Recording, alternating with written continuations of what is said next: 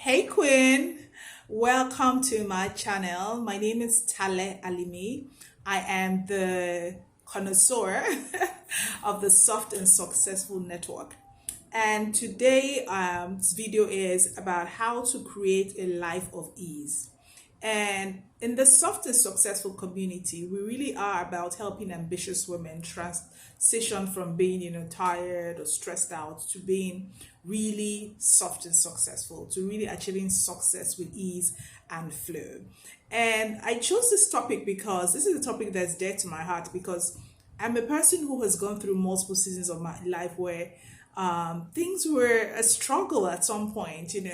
I had like an addiction to want to control outcomes, and when things were not sort of in my control, I would have anxiety or panic attacks. I would feel like things were falling apart and things like that. And so I've gone through all those seasons, and I've had to learn how to sort of let go and how to learn how to trust God. And I'm sure that like there are other women who have been or are going through what I used to go through, and I thought that this is a good time for me to share a few things that I've done to create a life of ease, and to a life that is free of suffering, because suffering is an option. We don't have to suffer if we don't want to suffer, because we can choose to have a life of ease. And the first thing that I do to sort of help me live a life of ease is that I always start my day with a list. Some people say, oh, it's a to-do list and everything. They call it different things. But a few years ago, I listened to Tony Robbins. I cannot remember which of his programs it was, but he said talk about having like what they call a daily outcome plan. So basically what a daily outcome plan is sort of like a list, but it's a list that sort of highlights your motivation. Why do you want to achieve, or why do you want to do what you want to do? And what are the outcomes that will come out of doing what you want to do? And since I listened to that program, I think it was about 7 years ago, that's how I began to do my to-do list. I do it from a place of intention of, okay, this is what I want to do, and this is why I want to do it. And then another thing I do when I'm creating my list is I try not to make my list too packed out every day, because I also create a lot of tension and anxiety and, have deadlines. I try not to do that, okay? Instead, I try to start things that are sort of within my control early, okay? I don't try to rush things. Like, for example, currently I'm working on my doctoral thesis proposal, and it's due in June, but I decided to start early so that I can ease my way into it and I don't have to rush and feel like, oh my god, I have a deadline coming on, and I'll get anxious and everything like that. So that's the first thing I do. I think it'll be helpful too for you. The second thing that has helped me create a life of ease is I have a mindfulness practice. And what does that mean? It means that I take some intentional steps on how I start my day. So I always start my day in prayers. I start my day praying. I literally wake up praying, literally.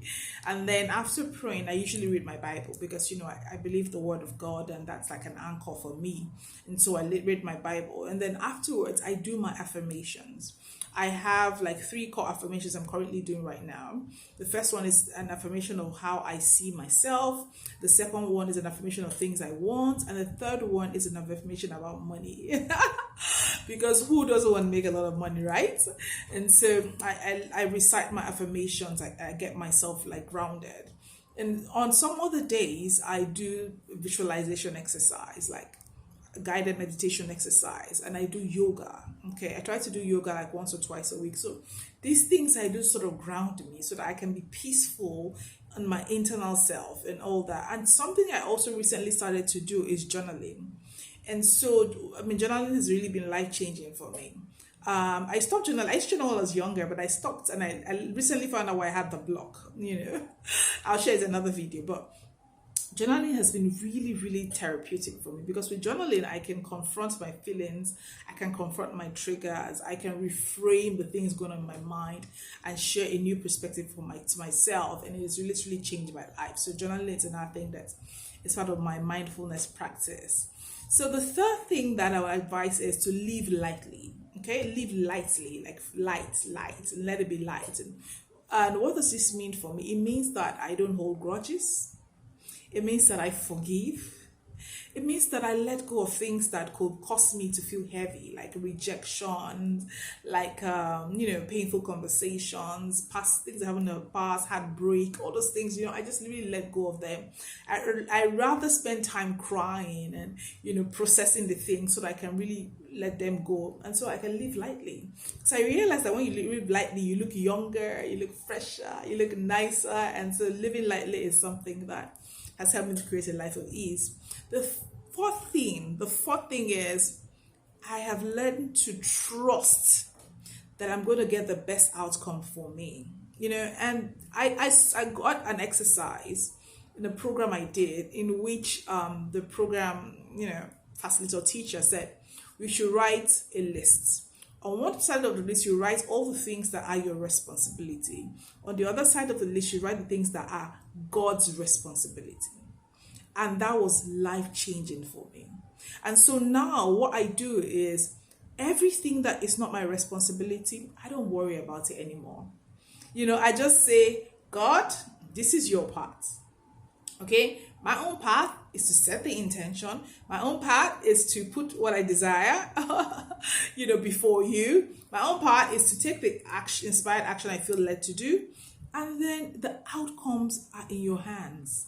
And I'm going to trust that I'll get the best outcome for me. And that gives me so much peace. So I'm not fixated on any outcomes. I just trust that I'm going to get the best outcome for me. And it just lets me have a life of ease.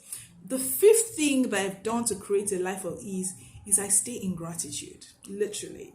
Okay, so every Monday I write what I call a gratitude list. But beyond my gratitude list, I always look for things to just be grateful for. Like, I'm just so grateful for my life. I'm so grateful for the opportunities I've had. I'm so grateful for the progress I'm making. I'm so grateful for the person I'm becoming. I'm so grateful for my transformation experience. I'm just so grateful. So I stay in gratitude. And I heard, is it Oprah say that gratitude attracts more? Okay.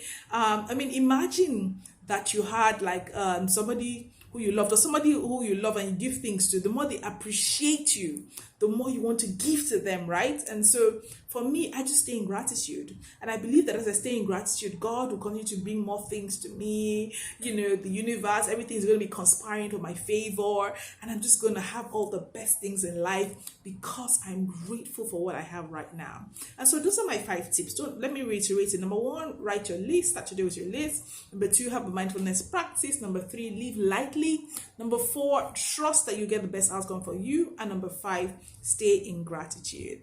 I hope these tips have been helpful for you. Please share in the comment below other things that you do, other tools you use to live a life of ease. And can I ask you a favor? Please, could you subscribe to this channel and turn on your notification and like this post so that YouTube can get it in the hands of many more people. And also, if you are looking for that transformation experience, if you are like that busy, ambitious woman who really wants to transform her life, okay, to create a life that's more soft and more successful, that has ease and flow, and that attracts all the wonderful things you desire in your life, money, promotion, abundance with ease, I have an amazing program. It's a high value premium coaching program currently open right now. And record this video in April 2023. So if you watch it later, it might not be open. So I want you to check the link. I put it in the bio of my coaching and consulting programs. It should be in the link in the bio, and check it out. And you might be one of the 4 people that I'm holding space for to work with this quarter. And if you're watching this video later, just check it out. If there is still availability, I'm sure you'll see it on that page. Thank you for watching, and I'll see you again next time. Ciao.